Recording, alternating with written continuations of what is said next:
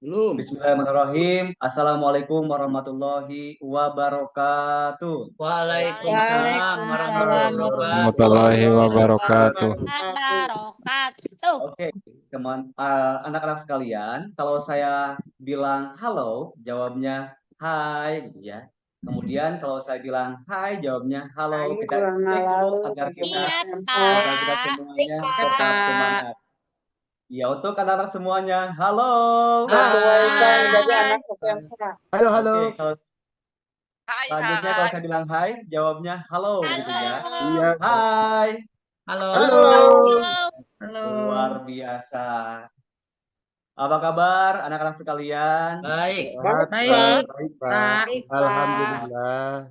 Ya, Masya Allah, luar biasa. Pada kesempatan ini kita bisa bertatap muka kembali dan bisa mengikuti pembelajaran seperti biasanya. Baik, anak-anak sekalian, untuk mengawali di pagi hari ini dengan cuaca yang begitu luar biasa dan juga begitu mendung, biarkan cuaca yang mendung saja, jangan sampai hati kita ikut mendung. Kita tetap Ya, semangat Pak. Hatiku mendung. untuk senantiasa mendapatkan keberkahan dari Allah Subhanahu wa taala. Amin. Amin. Kita berdoa bersama-sama. Kemudian juga saya Bapak tunjuk untuk satu orang untuk pimpin doa. Silakan Ujang pimpin doa terlebih dahulu. Iya, Pak. Ujangnya. Ya. SMA KD. Siap. Beri salam. Assalamualaikum warahmatullahi wabarakatuh. Assalamualaikum. Berdoa. Bismillahirrahmanirrahim. Rabbi Zidni ilman warzuqni birahmatika ya arhamar rahimin. Amin. Ya, terima kasih sudah memimpin doanya. Dengan harapan, dengan doa kita bersama mendapatkan kemudahan, kemudian juga dimudahkan dalam mencari ilmu dan juga senantiasa diberikan keberkahan, manfaat dunia dan akhiratnya. Amin. Ya Robbal Alamin. Ya, untuk selanjutnya sebagai ungkapan kita cinta terhadap tanah air, mari kita bersama-sama menyanyikan lagu kebangsaan Indonesia Raya. Untuk peserta didik, siswa dan siswi kami aturkan untuk bisa berdiri dan menyanyikan lagu Indonesia Raya bersama-sama. Terima kasih, silakan untuk duduk kembali. Baik, Bapak lihat pada pertemuan di pagi hari ini semua kursinya penuh terisi, Masya Allah dengan padat, dan kami aturkan, saya aturkan terima kasih untuk kehadiran hari ini yang luar biasa, semuanya hadir. Mudah-mudahan bisa ditingkatkan kembali dan bisa dipertahankan prestasi kehadiran ini dengan baik dan lebih baik lagi. Ya, selanjutnya kita akan menginjak materi pembelajaran pada kesempatan di pagi hari ini mengenai materi pendidikan agama Islam dan budi pekerti di kelas 10. Tentunya pada pertemuan kali ini kita akan membahas tentang meneladani peran ulama penyebar ajaran Islam di Indonesia. Kalau sebelumnya kita itu membahas tentang syariah, kemudian juga kemarin kita itu ada bank konvensional, kemudian juga ada bank syariah dan lain sebagainya, itu mengenai tentang ekonomi syariah. Selanjutnya di bab 5 kita akan mempelajari tentang meneladani peran ulama penyebar ajaran Islam di Indonesia. Baiklah, untuk materi pembelajaran di bab 5 ini kita memiliki tujuan pelajaran, diantaranya yang pertama, peserta didik mampu menganalisis masuknya Islam ke Indonesia. Selanjutnya, yang kedua, peserta didik mampu menganalisis peran tokoh ulama dalam menyebarkan ajaran Islam. Yang ketiga, peserta didik mampu membiasakan kesederhanaan dan kesungguhan materi ilmu sebagai cerminan meneladani para tokoh ulama penyebar ajaran Islam di Indonesia. Baiklah, kita akan langsung masuk ke materi utama, materi tentang masuknya ajaran agama Islam di Indonesia yang terdiri dari 5 teori. Teori yang pertama yaitu teori Gujarat. Kemudian yang kedua ada teori Makkah, Yang ketiga, teori Persia, teori Cina, dan yang kelima, teori maritim. Sebelum dilanjutkan, kita ulangi lagi. Untuk masuknya ajaran Islam di Indonesia terdiri dari berapa teori? 5. Oke, 5 teori. Ada teori yang pertama, Teori Gujarat. yang kedua, Teori Mekah. yang ketiga, Persia. Teori Persia. yang keempat, Cina. Teori Cina. dan yang kelima. Teori Maritim. maritim. Iya, luar biasa. Selanjutnya kita akan bahas satu persatu mengenai tentang teori Gujarat. Mengenai teori Gujarat, Snow Kuranja berkeyakinan bahwa tidak mungkin Islam masuk ke Indonesia langsung berasal dari Arabia tanpa melalui ajaran tasawuf yang berkembang di Gujarat, India. Wilayah kerajaan Samudra Pasai merupakan daerah pertama penerima ajaran agama Islam, yakni pada abad ke-13 Masehi. Itu mengenai teori yang pertama. Selanjutnya kita menginjak ke teori yang kedua, yaitu teori Mekah. Menurut Buya Hamka, Islam masuk ke Nusantara pada abad ke-7 Masehi. Berdasarkan berita Cina dinasti Tang ditemukan pemukiman saudagar Arab di wilayah pantai barat Sumatera. Dari sini disimpulkan Islam dibawa masuk ke Indonesia oleh para saudagar yang berasal dari Arab.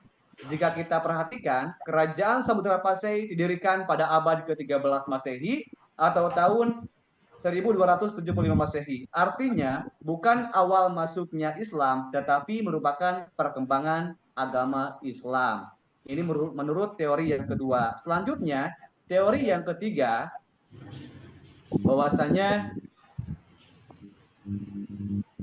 menurut teori ini, Islam masuk dari Persia dan bermazhab Syiah. Pendapat ini didasarkan pada sistem mengeja bacaan huruf Al-Quran, terutama di Jawa Barat yang menggunakan ajaran Persia. Kemudian untuk teori yang ketiga ini, teori ini dipandang sangat lemah karena tidak semua pengguna sistem baca tersebut di Persia sebagai penganut Syiah. Pada saat ini, Baghdad sebagai ibu kota kekhalifahan Bani Abbasiyah yang mayoritas khalifahnya merupakan penganut Ahlus Sunnah wal Jamaah, serta adanya fakta bahwa mayoritas Muslim Jawa Barat bermadzhab Syafi'i sekaligus berpaham Ahlus Sunnah wal Jamaah bukan pengikut Syiah. Ini merupakan teori yang berdasarkan teori Persia. Selanjutnya ada teori Cina. Untuk teori Cina, menurut Slamet Mulyana, Sultan Demak merupakan keturunan Cina. Lebih dari itu menurutnya, Wali Songo juga merupakan keturunan Cina. Pendapat ini didasarkan pada kronik Klenteng Sampokong. Namun, Sultan Demak dan para Wali Songo yang dicinakan dalam kronik Klenteng Sampokong dianggap sebagai orang Cina. Tentu hal ini merupakan salah satu titik kelemahan teori ini. Ya baik, selanjutnya teori yang terakhir, teori yang kelima, yaitu adalah teori maritim. Menurut N.A. Balo, hal ini terjadi karena umat Islam memiliki kemampuan dalam penguasaan perniagaan melalui jalur maritim.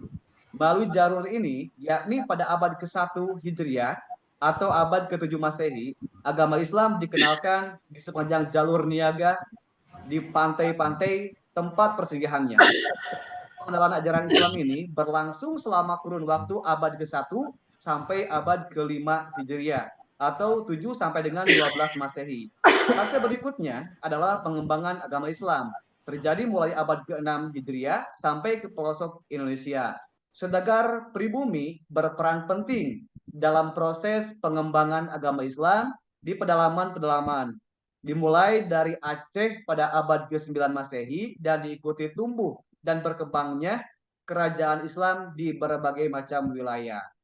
Ini mengenai teori dari masuknya Islam ke Indonesia yang terdiri dari 5 teori. Selanjutnya, selain teori, kita mengenal yang namanya tokoh penyebar ajaran Islam di Indonesia. Ada 7 yang berperan, yang terdapat dalam sebuah buku yang kita pelajari ini, siapa saja yang berperannya ataupun tokohnya, diantaranya ada Sultan Malik Al-Saleh. Kemudian yang kedua ada Sultan Ahmad, yang ketiga ada Sultan Alauddin Riayat Shah, yang keempat Wali Songo. Ini Wali Songo pada tahun 1404 sampai dengan 1546 Masehi. Kemudian yang kelima Sultan Alauddin, yang keenam Datuk Tunggang Parangan, dan yang ketujuh Sultan Zainal Abidin. Baik, sebelum dilanjutkan tentunya ini ada Wali Songo yang sering kita mendengar lagunya, kemudian juga sering kita hafalkan. Sebelum kita lanjutkan, apa pengertian dari Wali Songo? 9 wali Pak. Songo. Iya, betul. 9 wali ataupun 9 orang yang menyebarkan agama Islam. Kalau boleh tahu, Wali Songo itu menyebarkan Islamnya di mana? Kalau nggak salah Pak itu di Demak, Di di Jawa. Jepara, di Di Jawa. Cirebon. Iya, Iya, sip. Luar Di Demak. biasa ya. Jombang ya. Jawa Barat. Iya, berarti untuk peserta didik dan siswa-siswi ini kita sudah mengenal yang namanya Wali Songo. Wali Songo itu adalah orang yang menyebarkan ajaran Islam di Pulau Jawa, Jawa Barat, Jawa Tengah, dan Jawa Timur. Ya baik, kita akan melanjutkan ke berbagai macam untuk tokoh.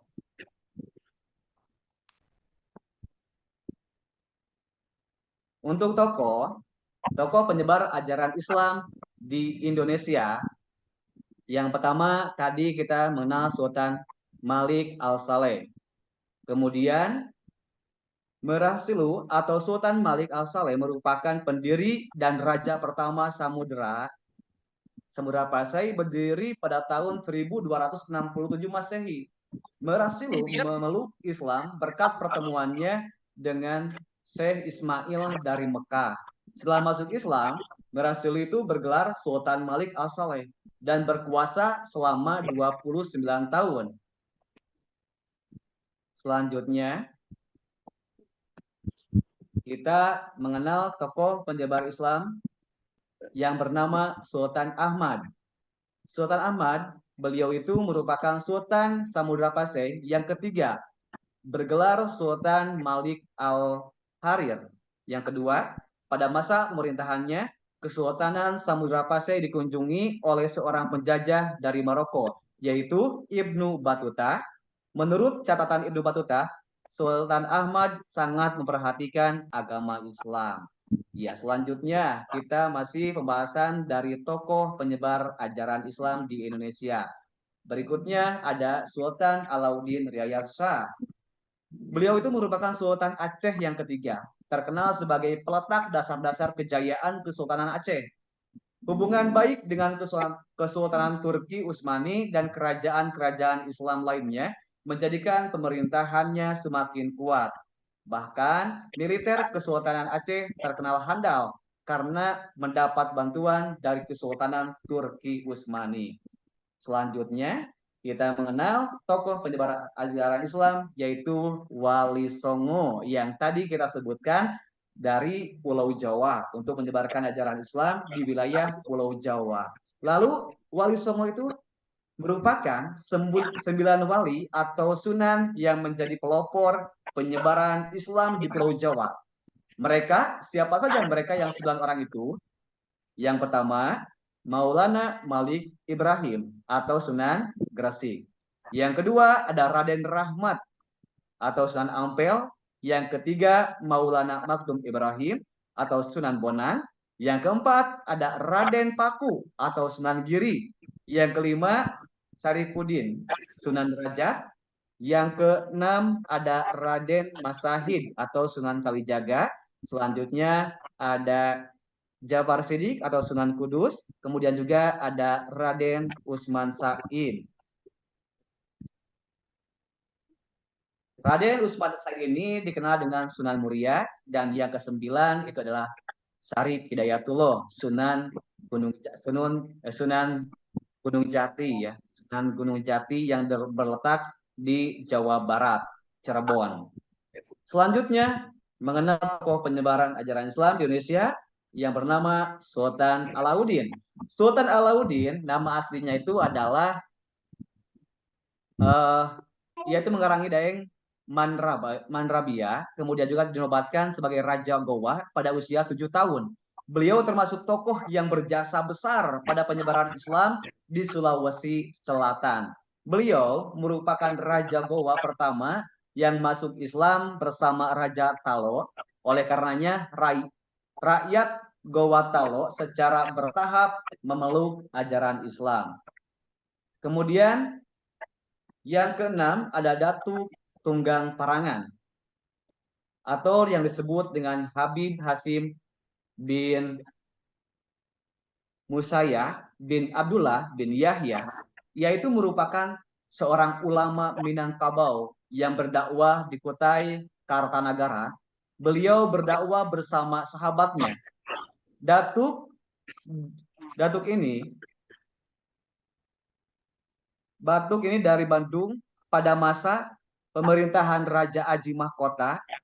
Kemudian juga berkat dakwah Datuk Tunggang Parangan, akhirnya Raja Aji Mahkota memeluk Islam dan diikuti oleh keluarga kerajaan serta rakyat Kutai Kartanegara.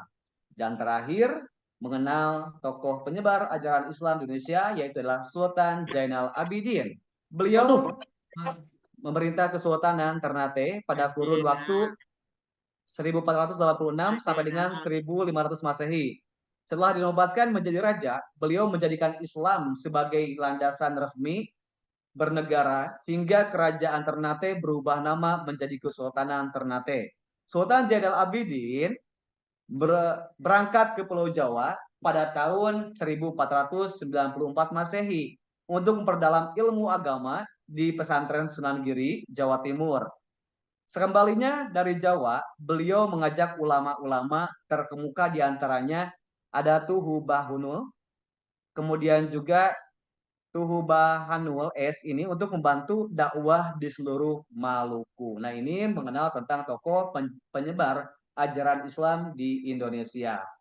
Kemudian setelah kita mengenal sosok tokoh dari penyebar ajaran Islam, tentunya ada beberapa keteladanan para ulama penyebar ajaran Islam di Indonesia. Apa saja yang dapat kita terapkan dalam kehidupan sehari-hari? Yang pertama, kita itu harus hidup sederhana. Meskipun para ulama ataupun para tokoh penyebar ajaran Islam dibekali dengan harta kekayaan yang melimpah, tapi mereka itu tetap hidup sederhana. Yang kedua, harus gigih dalam berjuang. Para ulama mencerminkan dan memberikan contoh kepada kita itu tidak mudah, jangan sampai putus asa. Kita harus terus berjuang, terus semangat. Jangan sampai kita itu pantang mundur sebelum menang. Selanjutnya, yang ketiga, menguasai ilmu agama secara luas dan mendalam. Dengan kita belajar bersama-sama di kelas, kemudian juga di sekolah, dan juga di pesantren untuk mendalami ilmu agama. Yang keempat, produktif berkarya. Kita itu ingin menjadi seseorang yang pribadi yang berarti, maka tidak lepas dengan yang namanya karya. Buatlah karya yang berarti, buatlah karya yang bermakna agar kita menjadikan orang yang bermanfaat. Yang kelima, sabar. Sabar merupakan kunci utama dalam menghadapi sebuah kehidupan. Selanjutnya, yang keenam, menghargai perbedaan. Boleh kita itu untuk perbedaan pendapat, perbedaan keinginan, perbedaan harapan, tapi kita itu harus saling menghargai. Karena pada prinsipnya manusia itu menginginkan 3D. Apa 3D? 3D ini merupakan manusia ini mengharapkan, ingin dihargai, ingin dihormati, dan ingin dipuji. Tentunya untuk menghargai sebuah perbedaan, kemudian juga agar hidup kita rukun, maka kita itu harus senantiasa menghargai perbedaan. Yang terakhir, keteladanan para ulama, yaitu berdakwah secara damai, menyebarkan ajaran Islam dengan damai. Begitu pula menyebarkan ajaran-ajaran yang kita miliki pada saat ini. Kita itu berdakwah, kita itu dengan rajin untuk berangkat ke masjid, beribadah, sholat berjamaah, kemudian juga kita itu sering mengaji ke pesantren, ke masjid, ke tempat pengajian-pengajian. Ini merupakan sebuah dakwah secara damai. Itu mengenai pertemuan pada kesempatan di pagi hari ini. Ada 3 poin yang perlu kita pahami. Poin yang pertama mengenai teori, yang kedua tokoh, dan yang ketiga teori. Baiklah, untuk siswa-siswi sekalian, sebelum kita menginjak ke kesimpulan, barangkali dari laki-laki ataupun perempuan ada yang ditanyakan? Ada Pak. Boleh, silakan. Ini Pak, kan di Indonesia itu Wali Songo kan termasuk ke penyebar agama. Sama kan itunya apa namanya bermadhabkan sapi, tetapi di dalam madhab sapi tidak semuanya itu ada yang diajarkan oleh Wali Songo gitu Pak, gimana? Iya, betul sekali. Dalam teori ini mungkin berbeda-beda ya, karena dalam hal penyebaran ajaran Islam, tidak semua juga itu bermadhab Syafi'i. Tadi juga disebutkan bahwasanya ini teori ini lemah karena ini ketidaksesuaiannya. Nah, begitu pula dengan para tokoh ulama, terutama para wali songo itu menyebarkan ajaran Islam itu sesuai dengan situasi, kondisi, dan keadaan di wilayahnya masing-masing. Kemudian juga dengan strategi yang mereka sesuaikan dengan kehidupan berada di wilayahnya masing-masing. Contohnya ada melalui dengan kesenian. Kesenian itu merupakan salah satu yang dibawakan oleh Sunan Kalijaga. Nah, Sunan Kalijaga melalui wayang, pagelaran wayang itu secara umum itu adalah pementasan. Ini adalah seni yang banyak diminati, banyak penontonnya. Tapi secara tidak sadar bahwasanya Wali Songo itu, terutama Sunan Kalijaga itu sedang berdakwah. Dan tentunya dalam penayangannya ada yang namanya jimat Kalimosodo. Intinya adalah 2 kalimat syahadat. Nah, dari senjata itu karena semuanya itu menginginkan senjata yang sangat sakti. Dengan senjata itu, dengan 2 kalimat syahadat, banyak sekali warga-warga masyarakat di sekitarnya yang memeluk dan menjadi umat Islam. Itu teknik untuk menyebarkan ajaran Islam dari para ulama, terutama para wali songo yang beredar di wilayah Pulau Jawa. Ya, baiklah. Sebelum kesimpulan, saya akan mengajukan pertanyaan. Evan, bagaimana sebelum saya mengajukan pertanyaan, apakah bisa dipahami barusan yang ditanyakan? Insya Allah Pak, Insya Allah.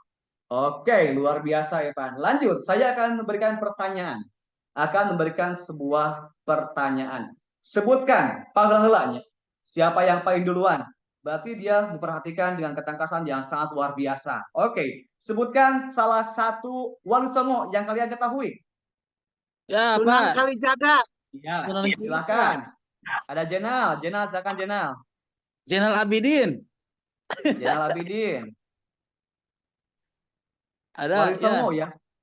Pertanyaan Sunan Wali Songo. Gresik, Sunan Ampel, Sunan Gunung Jati, Sunan Gunung Jati. Wow, keren luar biasa. Gunung Jati. Lebih dari yang diharapkan. Ini Dan Maulana oke, Malik Ibrahim. terima kasih. Jawaban yang senantiasa lebih dari yang diharapkan. Menginginkan satu jawaban, ternyata memberikan jawaban yang sangat luar biasa dengan pemikiran yang sangat istimewa. Tepuk tangan untuk kalian semuanya. Keren, kalian luar biasa. Pak, Iya baik, ya mau bertanya boleh Pak? boleh Ujang. Iya. Ini Pak, kita kan tinggal di Tasikmalaya nih, kota Tasikmalaya. Sebetulnya Betul. penyebarannya itu di Sunan mana ya Pak? Wali Songonya itu. Oke, Penyebarannya. luar biasa, pertanyaan yang sangat istimewa. Keren, mantap.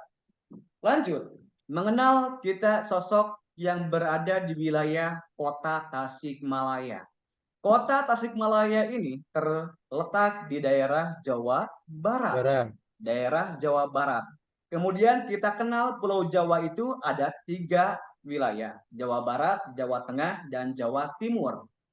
Apakah kalian tahu untuk Wali Songo yang berada di Jawa Timur ada berapa orang? Yang sebelah ini kan sebelah ini tersebar ya, tersebar. Jawa Barat, Jawa Tengah, Jawa Timur. Yang di Jawa Timur berapa orang? Berapa orang?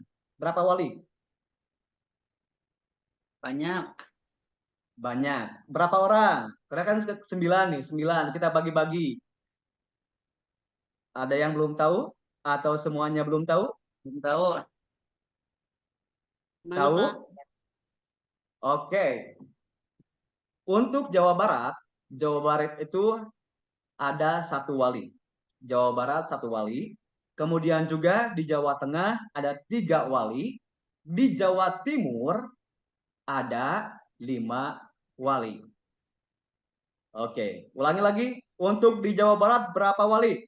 1, 1, Di Jawa Tengah ada berapa wali? 2, 3. 5, Berapa? 5. Berapa? Nah, Oh, ternyata kurang perhatikan.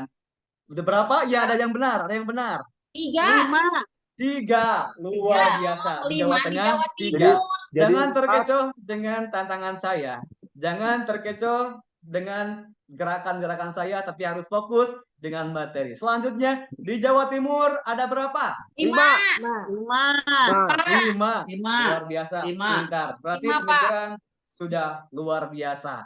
Yang satu di Jawa Barat itu adalah Sunan Gunung Jati. Di Jatim. mana? Di Cirebon. Cirebon. Iya, di Cirebon. Kemudian juga Jember. Sunan Gunung Jati ini merupakan bagian dari keluarga apa tuh namanya? Syekh Rohmat. Sunan Rohmat. Ada yang tahu Sunan Rohmat?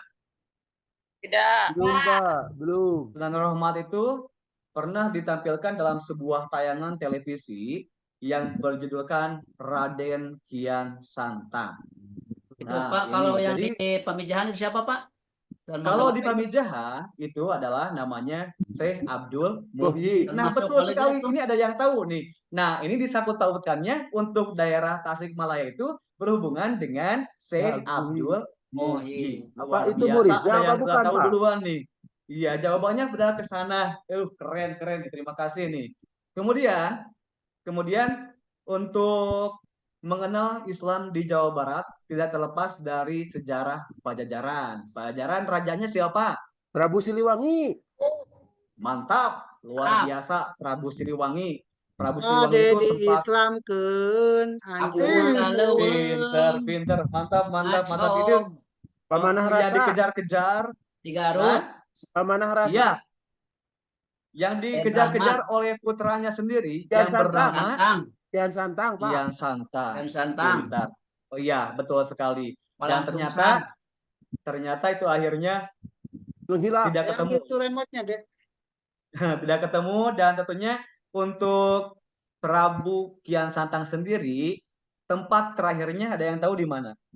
Garut. Di Garut. Nama wilayahnya Gunung Godog. Salak. Itu. Godog. di Gunung Salak. Godog.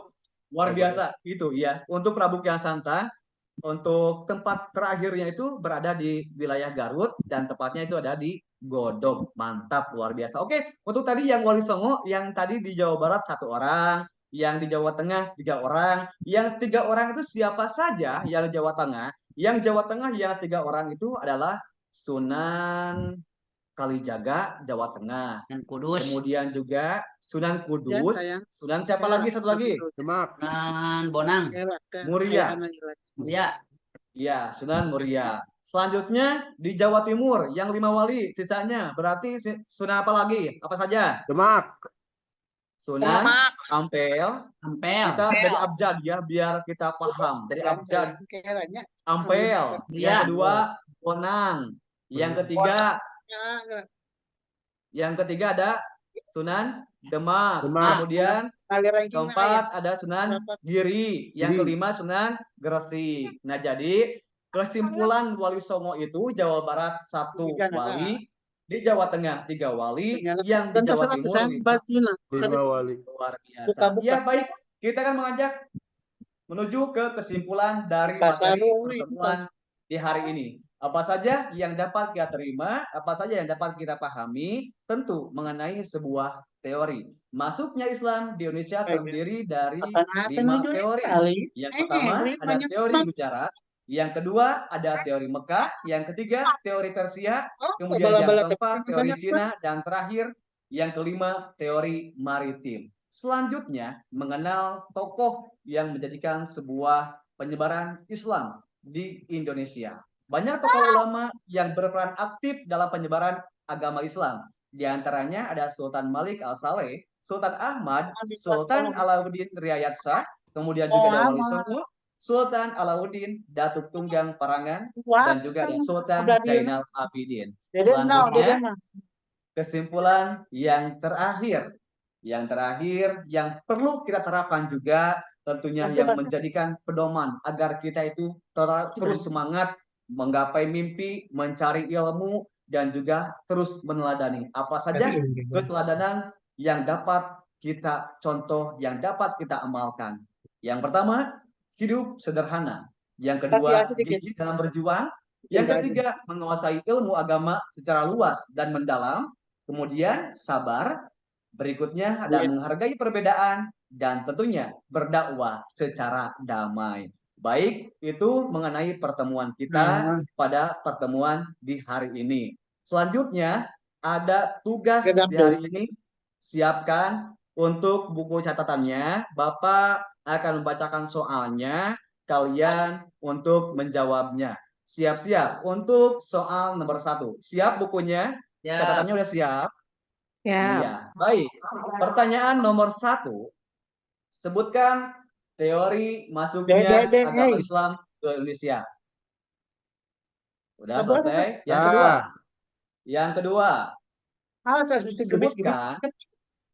Sebutkan tokoh penyebar ajaran Islam di Indonesia.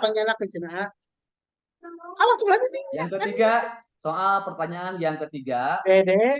Coba tuliskan Wali Songo. Pertanyaan yang keempat, sebutkan nilai-nilai yang diajarkan para tokoh ulama. Pertanyaan yang terakhir, pertanyaan yang kelima, siapakah tokoh yang menyebarkan ajaran Islam di wilayah Jawa Barat? Ya, silakan untuk dikerjakan. Bapak berikan waktu selama 10 menit. Selesai tidak selesai 10 menit harus selesai. Kemudian bagi yang pertama menyelesaikan, silakan dikumpulkan ke depan.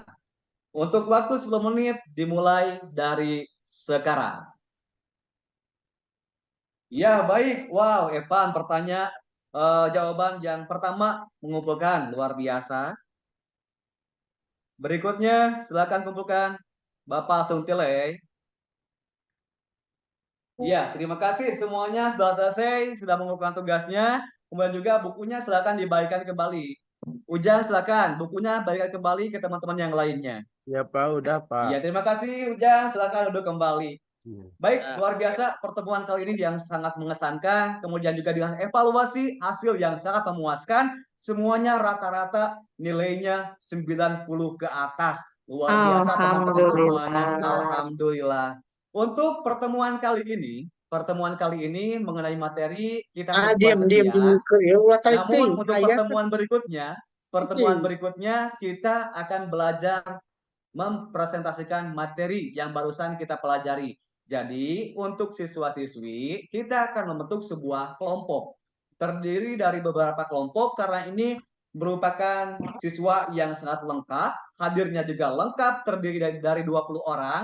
Kita akan membuat 5 kelompok. Dari masing-masing kelompok terdiri dari 4 orang. Kemudian juga untuk presentasinya besok disiapkan dengan sebaik-baiknya. Dengan 4 orang ini kita tentukan berdasarkan absensi. Absensi dari 1 sampai dengan 4 itu kelompok 1.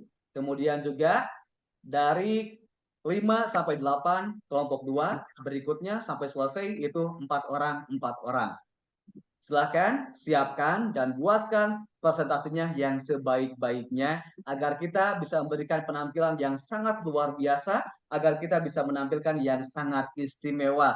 Karena ada pepatah mengatakan, tampil tanpa persiapan maka akan turun tanpa penghormatan. Silahkan dalam waktu 1 minggu ini gunakan sebaik-baiknya, kemudian juga gunakan latihan yang seefektif mungkin. Karena kita terlahir untuk menjadi seorang yang berarti tidak lepas dari 3L.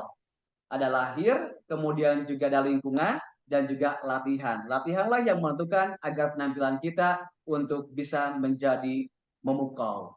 Oke, teman-teman, dan juga untuk seluruh siswa-siswi yang hadir pada kesempatan ini, agar senantiasa pertemuan ini mendapatkan berkah dan juga manfaat bisa diamalkan dalam kehidupan sehari-hari. Untuk itu, mari kita berdoa bersama-sama.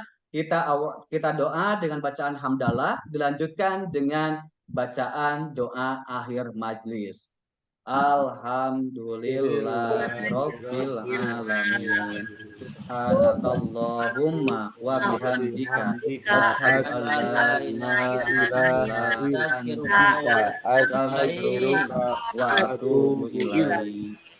Oke, luar biasa. Sebelum kita akhiri, sebelum dengan bacaan salam, tentunya ada sebuah yel-yel ataupun penyemangat. Siap? Kalau saya bilang, siapa kita? Jawabnya SMK. Siap ya? Siapa kita? SMK. Oke, sekali lagi. Siapa kita? SMK. Kalau saya bilang SMK, bisa. Kalau saya bilang SMK, jawabannya Bisa. Ya, jam 1. SMK. Bisa. Oke, kita ulangi dari awal. Siapa kita? SMK. SMK bisa. Boleh berikan tepuk tangan yang paling meriah untuk semuanya. Terima kasih untuk semuanya. Semoga sehat selalu, berkah selalu, lancar dalam berbagai macam aktivitasnya. Mudah-mudahan kita bertemu kembali di lain waktu dan juga bertemu di pertemuan berikutnya. Burung Irian, burung cendrawasih. Cukup sekian dan terima kasih. Wassalamualaikum warahmatullahi wabarakatuh. Waalaikumsalam warahmatullahi wabarakatuh. Warahmatullahi wabarakatuh.